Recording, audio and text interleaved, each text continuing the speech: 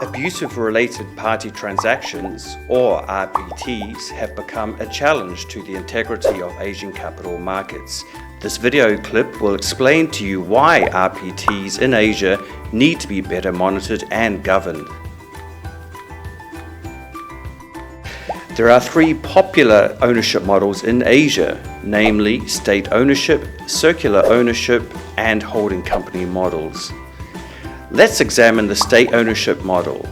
This model is popular in China, Pakistan, the Philippines, Thailand, and Vietnam.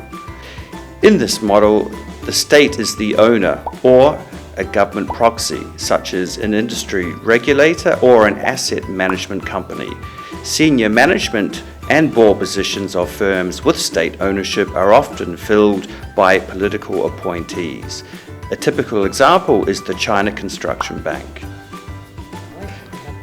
The following is an example of RPTs of a state-owned firm listed in China. ST Monkey King Company was a maker of electrical switches. From December 1999 to February 2001, its assets shrunk from $499 million to $54 million. The reasons were that 1. The city government where the group was headquartered admitted to taking $77 million worth of the group's assets, and 2. Its parent company used ST Monkey King to guarantee up to $440 million in loans to pay the salaries of its 30,000 workers. Next is the circular ownership model, like the Korean chaebols or Japanese keiretsus.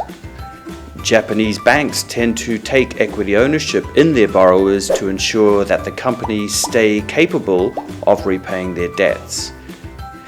The Lee family's Samsung dynasty example illustrates a complex web of circular cross-holdings of equity among its subsidiaries and affiliates. Next is the holding company model. They are conglomerates taking the form of a pyramid with the controlling family at the top, exerting influence over a number of businesses at the bottom through a handful of key interests in between.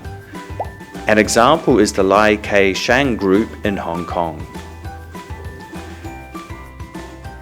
Abusive RPTs often cause a loss of business opportunity for the listed entity, overpayment of an asset, or simply making use of financial services in a way that places the listed entity at risk. The costs of abusive transactions are high, whether in the form of one-off material expropriations of wealth or the low expropriation of wealth via continuous operational transactions.